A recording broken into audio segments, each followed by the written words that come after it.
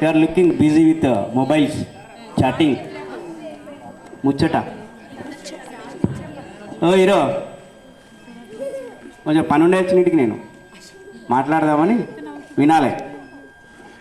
Respected principal and our academic in-charge Devaraj sir గారు and all our teachers and 10th class students, 9th class students.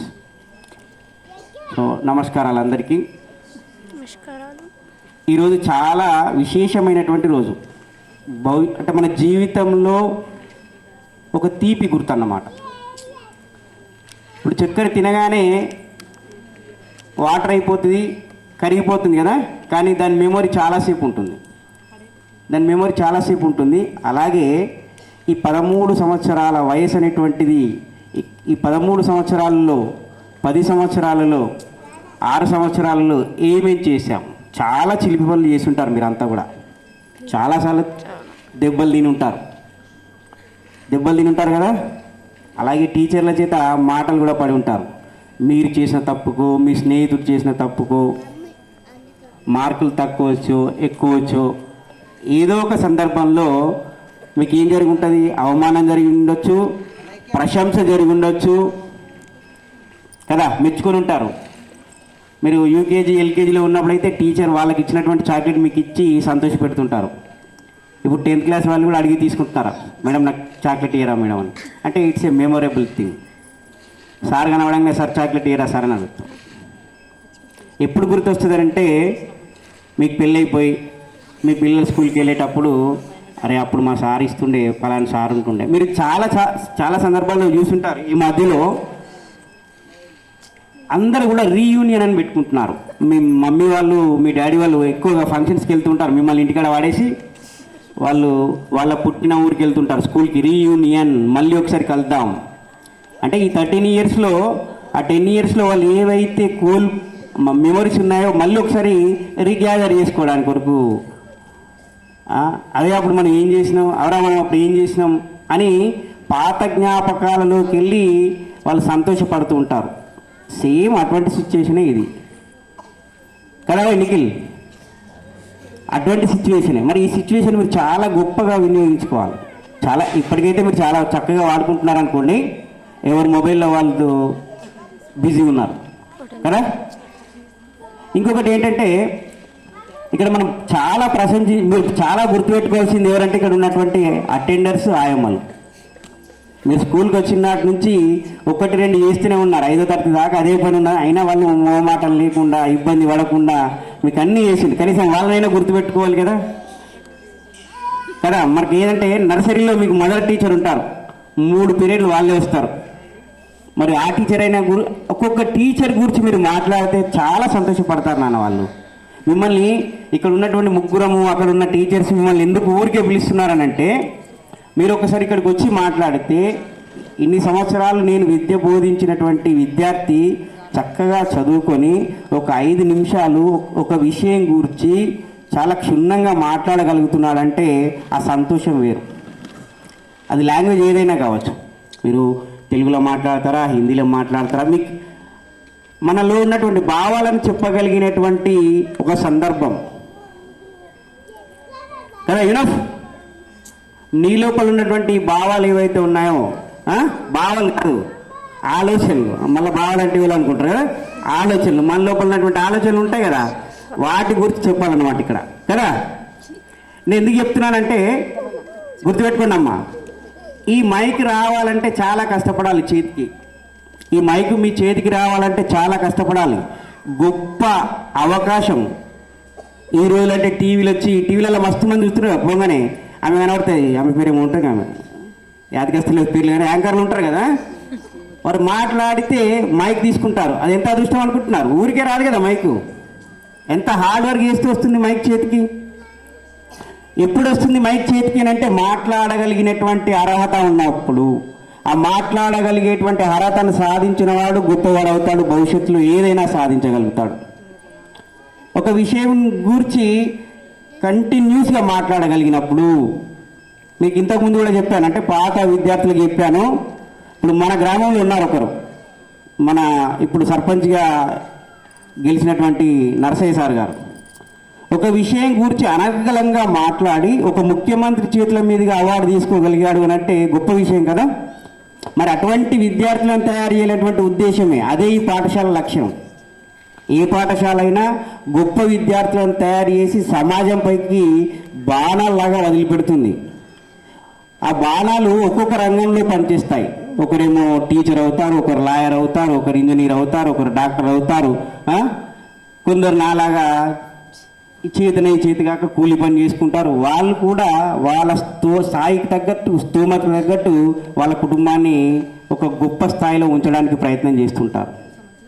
అటువంటి గొప్ప విద్యార్థుల్ని తయారు చేసేటువంటి ఈ సంస్థ అంటే ఒక స్కూల్లో చదివి భావి పౌరులుగా ఎదిగి భవిష్యత్తులో మంచి స్థానంలో ఉండాలని కోరుకునేటువంటి ఉపాధ్యాయుడు మీ నుంచి ఆశించేది ఏంటి అని అంటే ఒక మంచి 4 మాటలు. సార్ దేవరాజ్ సార్ నన్ను తిట్టిండు కానీ నా కోసమే తిట్టిండు. సంతోష్ రెడ్డి సార్ మీదికి కిందికి పిలిచిండు కొట్టిండు కానీ నా కోసమే కొట్టిండు కదా. సునీత మేడం మొన్న నన్ను మస్తు అన్నది. 10th క్లాస్ వాళ్ళు అందరినీ ఇష్టం వచ్చినట్టు తిట్టింది. మళ్ళీ బడికి రావద్దు అనుకున్నా కానీ తప్పలేదు, ఎందుకంటే ఎగ్జామ్ రాయాలి కదా. ఎందుకొరకు తిట్టిరు టీచర్స్? మీ భవిష్యత్తు కొరకు. మీరు ఆస్తి రాసిస్తారా వాళ్ళకు? 5 ఎకరాలు ఇస్తారా? ఇయ్యరు కదా. మీరు వాళ్ళు నగలు ఇస్తారా? ఇవ్వరు కదా. మరి ఎందుకు మీ మీద వాళ్ళకు కక్షనా? పాత పగలనే లేవు కదా. మీ భవిష్యత్తు బాగుండాలని ఎప్పుడైతే పిల్లాడు తప్పు చేస్తాడో ఆ తప్పును సరిదిద్దేటువంటి ప్రయత్నం చేయడమే ఉపాధ్యాయుని యొక్క ఒక అది డ్యూటీ. మీ అమ్మా నాన్న మమ్మల్ని మమ్మల్ని నమ్మి వదిలేసి వెళ్ళిపోయింది కదా. ఇక్కడ లంచ్ టైంలో కూడా వస్తలేరు. మా పిల్లల్ని సార్లు తినబెడతారు అని ఫోన్ చేస్తారు. సార్ మా అమ్మాయి తిందా సార్, మా అబ్బాయి తిన్నాడు, ఒక మేడంకి చెప్పురు సార్, అటెండర్కి చెప్పురు సార్, తినబెట్టురు సార్, డబ్బాల నీళ్ళు పెట్టినాం సార్, స్నాక్స్ పెట్టినాం సార్, మమ్మల్ని తినమని చెప్పిండ్రా, మీకు తినిపించమని చెప్పిండు. ఇప్పుడు చూసి చాలా రోజుల నుంచి ఉంటారు కదా, ఏవో ఒక టీచర్ ఉంటారు, పైన ఒకరు ఇక్కడ కింద ఒకరు టీచర్స్ ఉంటారు తినమని. తిన్న తర్వాత అడిగితే కడుపులు వస్తారా, అరవకండ్రా, పరిగెత్తకండ్రా అని చెప్తారు. అంటే ఇటువంటి మంచి మంచి విషయాలను మీకు షేర్ చేస్తూ ఎప్పటికప్పుడు మిమ్మల్ని గైడ్ చేస్తూ జీవితంలో గొప్ప విద్యార్థులుగా ఎదగాలని భవిష్యత్తులో మంచి స్థితిలో ఉండాలనేటువంటి కోరుకునేటువంటి ఏకైక వ్యక్తి స్వార్థం లేకుండా, సార్ ఫీజులు కడతలేమా సార్, మీరు కట్టే ఫీజులతో మేము 10 అంతస్తుల బిల్డింగ్లు కట్టినామా? కట్టరు కదా. అంటే మేమే కాదు, ఏ ఉపాధ్యాయుడైనా సరే, గవర్నమెంట్ ఉపాధ్యాయుడైనా ప్రైవేట్ ఉపాధ్యాయుడు ఎవరైనా శ్రమ కూర్చి పనిచేసేది ఉపాధ్యాయుడు. శ్రమ కూర్చి లెక్క చేయడు, సంతోషపడతాడు. ఇటువంటి ప్రోగ్రాం అయిందనుకోండి, మీరు మంచి పాట పాడినా, మంచి మాటలు మాట్లాడినా, ఒక మంచి నృత్యం చేసిన వాటి ద్వారా సంతోషాన్ని పొందుతాడు. ఇవాళ మర్చిపోయి రేపటి నుంచి మళ్ళీ రిఫ్రెష్ అవుతాడు, కొత్తగా వస్తాడు. రేపు ఏం చెప్పాలో ఆలోచన చేస్తాడు. దానికి ఒక ఉదాహరణ చెప్పాలా? ఇక్కడ మా పాఠశాలలో చదివి ఉత్తేజ్ మా స్టూడెంట్ ఇక్కడ మా పాఠశాలలో చదివి అనర్గళంగా ఇంగ్లీష్లో మీ ముందు మాట్లాడగలిగిండు. అంటే it's a great thing. We are all feel very proud. ఒకసారి చెప్పాలి కూడా ఉన్నాయి అందరూ. We are feel very proud. ఎందుకంటే సేమ్ ఆ రోజులో కూడా మీలాగే స్టేజ్ మీదకి రమ్మంటే అబ్బా నేను రావాలన్నా సార్, నేను మాట్లాడాలన్నా సార్, భయం అవుతుంది సార్. కానీ ఈరోజు ఎలా మాట్లాడగలిగిండు? దాని వెనకాల శ్రమ ఉంది. ఆ శ్రమ ఇప్పుడు అయిపోయిన తర్వాత, అంటే 10వ తరగతి అయిపోయిందో, ఇంటరు, డిగ్రీ, పీజీ ఆ స్థాయిలో, కానీ అది ఇప్పటి నుండే అలవాటు పరచుకోండి. మీరు ఈ చిన్న స్థాయి నుంచి అలవాటు చేసుకుంటే చాలా గొప్పగా మాట్లాడగలుగుతారు. మేము పదే ఎందుకు చెప్తున్నామంటే, మనకి ఎంత చదువు వచ్చినా, నాలెడ్జ్ ఎంత ఉన్నా సరే, బండల్ ఆఫ్ నాలెడ్జ్, బకెట్ల కొద్ది జ్ఞానం ఉంది నీ లోపల, మీ అందరి దగ్గర ఉంది. ఇప్పుడు లేనిదే ఇన్స్టాలో రీల్ చేస్తారా? చేయలేరు కదా. ఇన్స్టాలో రీల్ చేస్తారా? చేయలేరు కదా. నాలెడ్జ్ లేదే ఫేస్బుక్లో పోస్ట్ పెడతామా కనీస జ్ఞానం లేకుండా? అంటే నాలెడ్జ్ ఉంది. ఆ నాలెడ్జ్ని వ్యక్తపరిచేటువంటి ఒక ప్రయత్నమే మాట్లాడటం. అందుకోసమే మాట్లాడటం అనేటువంటిది ఇంపార్టెంట్. మనకి ఏమొచ్చు అనేటువంటిది ఎదుటి వ్యక్తికి తెలియజేయాలి. మీరు ఐఏఎస్ బాగా చదివిండు, బాగా పాస్ అయిపోయిండు, మంచి మార్కులు వచ్చినాయి. సో ఒక 1000కి 995 మార్కులు వచ్చినాయి. వచ్చిన తర్వాత ఏం చేస్తారంటే they call for interview. Sir నాకు 995 వచ్చినాక కూడా ఇంటర్వ్యూ పెట్టి ఫెయిల్ చేసిడు సార్. ఎందుకు చేస్తారు సార్? అట్లా పద్ధతేనా సార్ ఇది? నేను కోర్టుకు పోతా సార్. ఎందుకు చేసిందనంటే, చూసి రాసినవా, పక్కన అడిగి రాసినవా, నీ సొంతంగా రాసినవా అనేటువంటిది సెకండరీ. ప్రజెంట్ పొజిషన్లో నువ్వేం మాట్లాడగలుగుతావు, నీ ముందుకు ఒక వ్యక్తి వచ్చి నిన్ను ఒక ప్రశ్న అడిగితే నువ్వు ఏ విధంగా రియాక్ట్ అవుతావు, ఆ సందర్భానుసారంగా నువ్వు ఏం చెప్పగలుగుతావు, ఎదుటి వ్యక్తిని ఎలా నమ్మించగలుగుతావు అనేటువంటిది చాలా ముఖ్యమైనటువంటి అంశం. కాబట్టి ప్రతి ఒక్కరు కూడా ఏం చేయాలనంటే మీ యొక్క స్పీకింగ్ స్కిల్స్ ఏవైతే ఉన్నాయో ఇంప్రూవ్ చేసుకోవాలి. సార్ ఎట్లా చేసుకుంటారు సార్, మాట్లాడాలి, కీప్ టాకింగ్. సందర్భం వచ్చినప్పుడు మైక్ ఇస్తామన్నప్పుడు రావాలి, పరిగెత్తుకుంటూ వచ్చి మైక్ తీసుకోవాలి. సార్ నాకు సార్ నాకు సార్ నాకు సార్ చాక్లెట్ అడుగుతారు కదా, అట్లా నేనంటే నేను ఇప్పుడు ఏమవుతుంది, నాకు అద్దంటది అలవాటు చేసుకోండి. మీరు ఇప్పటి వరకు పాఠశాలలో ఏ ఉపాధ్యాయుడైనా ఏ మేడం అయినా మిమ్మల్ని ఎవరైనా ఇబ్బంది పెడితే మాటల ద్వారా కానీ చేతుల ద్వారా కానీ 10th క్లాస్ పిల్లలు ఇబ్బంది పడాల్సిన అవసరం లేదు. ఎందుకంటే మీ భవిష్యత్తు కొరకమ్మ. ఇప్పుడు ఫర్ ఎగ్జాంపుల్ అక్కడ యూనిఫామ్ ఉందని అనుకోండి, అరే అని అన్నాం అనుకోండి, ఒక సందర్భంలో డ్రెస్ లేకపోతే పనిష్మెంట్ ఇచ్చినాం అనుకోండి, ఇస్తే ఏంటంటే బాగు కోసమే తప్ప కాదు. కాబట్టి మళ్ళీ టీచర్ ఇక్కడ కనబడితే ఆ టీచర్ బాగా కొట్టిండ్రు, అప్పుడు సార్ కిషన్ సార్ ఇష్టమైనట్టు కొట్టిండు, ఆయనతో ఏం మాట్లాడేది ఉన్నది మనకు అవసరం లేదు. కనబడకుండా అసలు ఆ గల్లీలోకి వెళ్ళిపోడే. అట్లా కాకుండా అంటే ఇది నా కొరకు అని చెప్పట్లేదు, నాతో మాట్లాడకపోయినా ఇబ్బంది ఏం లేదు. కానీ భవిష్యత్తులో ఏమవుతుందంటే ఇది ఒక అలవాటు అవుతుంది. అవాయిడ్ చేయడం అనేటువంటిది ప్రారంభమవుతుంది. మీకు ఎప్పుడైతే ఒక నచ్చని వ్యక్తి ఉన్నాడో ఆ వ్యక్తిని అవాయిడ్ చేసుకుంటూ వెళ్ళిపోతే సమాజం నుంచి మీరు దూరం చేయబడతారు. బాగా గుర్తుపెట్టుకోండి. ఇంట్లో నాన్న 10 రూపాయలు ఇవ్వడు, కట్లీస్ తినాలే, రోజు అడుగుతున్నావు వారం నుంచి, కానీ మమ్మీ ఇస్తుంది. ఎందుకు ఇస్తుంది మమ్మీ? నాన్న ఎప్పుడు 2 గంటలు ఇంట్లో ఉంటాడు, మమ్మీ రోజంతా ఉంటుంది. నువ్వు పెట్టే గోస వశం కాక ఏ డబ్బాలకి వెళ్ళి తీసి జేబులోకి వెళ్ళి తీసి ఇస్తుంది.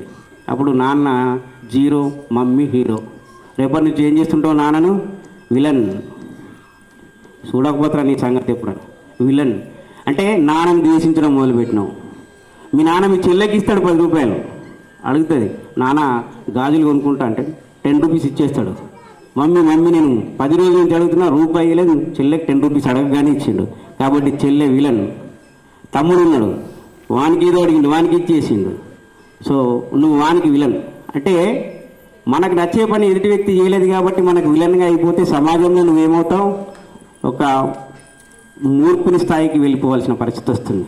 అంటే ఇవన్నిటిని కూడా మీరు ఏం చేస్తున్నా అంటే ప్రతిదాన్ని పరిశీలిస్తూ మీకు మంచి లక్షణాలను అలవర్చుకుంటూ భవిష్యత్తులో ఒక గొప్ప స్థాయిలో ఉండేలాగా టీచర్లు కూడా ప్రతిరోజు క్లాస్ రూమ్లో చెప్పే ఇవే అంశాలు మీకు చెవికి ఎక్కించుకోకపోయినా భవిష్యత్తులో ప్రతి సందర్భంలో గుర్తొస్తారు. మీరు బాగా గుర్తుపెట్టుకోండి వినిషా, ప్రతి సందర్భంలో మీకు ప్రతి ఒక్క టీచర్ గుర్తొస్తారు. మీకు హై స్కూల్లో మెయిన్గా ఏంటంటే హై స్కూల్లో ఏదైతే సిచ్యువేషన్ జరిగాయో అవన్నీ కూడా ఒక్కొక్క సందర్భంలో అప్పుడు అబ్బా సార్ చెప్పినప్పుడు ఇంటి అలా మ్యాథ్స్ మంచిగా వస్తుండే, నేను కూడా సాఫ్ట్వేర్ ఇంజనీర్ అయ్యింటి, విష్ణువర్ధన్కి ఏమో 1,00,000 రూపాయల జీతం వచ్చింది, నేనేమో ఈయన ఉన్నా. అంటే 1,00,000 రూపాయల జీతం రావాలంటే ఏం చేయాల్సింది? చదవాల్సిందే కదా. ఇప్పుడు మనము ఈరోజు సార్ ఏం చేసిందంటే మన ప్రోగ్రాం కంటే ముందు కేజీ టు పీజీకి వెళ్ళిండ్రు. ఒక 3 పిల్లలకి ఆక్స్ఫర్డ్ పిల్లలకి సన్మానం చేసిండు. ఒకరేమో డాక్టర్, ఎంసెట్లో 991. ఎట్లా వస్తాయి అవి? చదివితేనే వస్తాయి కదా. సార్ చూసుకుంటారు వస్తారు, సార్ చూసుకుంటారు రాష్ట్రాలకు 600 700 వస్తాయి, 991 రావు. అర్థమైంది కదా? ఎందుకంటే మొత్తం చూసుకుంటారు రావు కదా. అంటే కష్టపడడం వల్ల జీవితంలో గొప్ప స్థాయికి వెళ్తారు అనడానికి ఉదాహరణ. మొన్ననే ఒక సైంటిస్ట్ చచ్చిపోయాడు మన పాఠశాలకు, సాయి చరణ్ అని సైంటిస్ట్. ఎంత కష్టపడితే కావాలి సైంటిస్ట్? అవుతారా ఇప్పుడు? మరి మీరు ఎన్నోమంది అయితే ఫీల్ అవుతుంది సైంటిస్ట్. డాక్టరు పాపం ఇప్పుడే చెప్పిండు, నాయక్ సార్ చెప్పిండు ఏమన్నా అంటే టీచర్లు అయితే గవ్వలు సిద్ధంగా లేరట. అంటే ఇట్లా ఊరికి అడుక్కోవాల్సి వస్తానట్టు, నువ్వు అంటే టీచర్ అవ్వాలి అయితే లేరు. అంత సాఫ్ట్వేర్ అంటే 1,50,000 10 లక్షలట. ఒక్కొక్కరికి 10 లక్షల సంవత్సరానికి జీతం. ₹1,00,00,000 సార్ చెప్తే ₹1,00,00,000. ఇప్పుడు మీరు వాడుతున్నారు కదా ఫేస్బుక్, ఇన్స్టా, వీటిని తయారు చేసిన వాళ్ళకి ఒక్కొక్కరికి 250 కోట్లంట. ఆల్ట్మన్ ఉన్నాడు కదా, ఆల్ట్మన్, ఆయనకి ఇల్లు ఇస్తారట, నీళ్ళు ఇస్తారు, తినడానికి భోజనం ఇస్తారు, అన్ని ఇచ్చి 250 కోట్ల జీతం ఇస్తారట. 250 కోట్లు అంటే ఏం చేసుకుంటారు? నాకు ₹1,00,00,000 సపరేట్ కూకుంటా, ఇంటికైనా ఉంటా. 1,00,00,000 చాలు. ఆయనకు 250 కోట్లు సంవత్సరానికి, 12 నెలలకు 250 కోట్లు. లెక్క పెట్టుండి ఏం చేయమంటారు చెప్పురు. అంటే ఎట్లా వస్తాయి అవన్నీ హరిప్రియ ఎట్లా వస్తాయంటావు అబ్బా ఆడనే కూర్చుంటా వెనక సీట్లా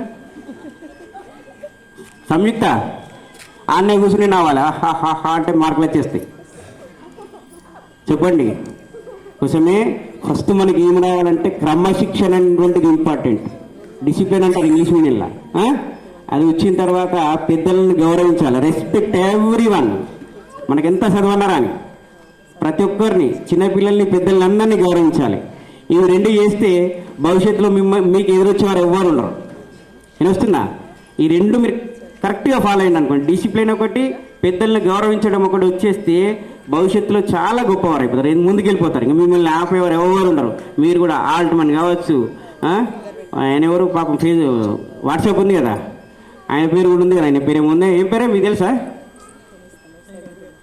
ఫోన్ అది వాడతారు కానీ ఆయన పేరు కూడా తెలియదు జుకెన్బర్గ్ అంటారా ఆయన పేరు కూడా తెలియదు తెలుసుకోవాలి కదా అంటే తెలుసుకోవాలి అనే ఆలోచన లేదు వీటిని వాడచ్చు ChatGPT ఉంది కదా ChatGPT ఎలా మస్క్ అట ఆయన పేరు మస్క్ ఇటువంటి వాళ్ళందరూ ఉన్నారు కదా భవిష్యత్తులో కష్టపడి ఏదో ఒకటి సాధించే ప్రయత్నం చేయాలి బాయ్స్ని చూసుకుంటేనే చెప్తున్నా ఎక్కువ నేను ఎందుకంటే రాబోయే తరానికి వీరులు మీరే కదనే అంటే వాళ్ళంటే ఎట్లాగో కష్టపడతారు అమ్మ నాన్న తిడతారు కాబట్టి ఇంటికి పోయిన తర్వాత ఏం పని చేయాలో తెలియదు కాబట్టి 10 నిమిషాలు సెల్ ఫోన్ చూడగానే తీసుకుంటారు వాళ్ళు కష్టపడి చదువుతారు మీకైతే ఏమైందంటే బయట దోస్తుంటాడు జశ్వంత్ బండి తెచ్చిండు రమ్మన్నాడు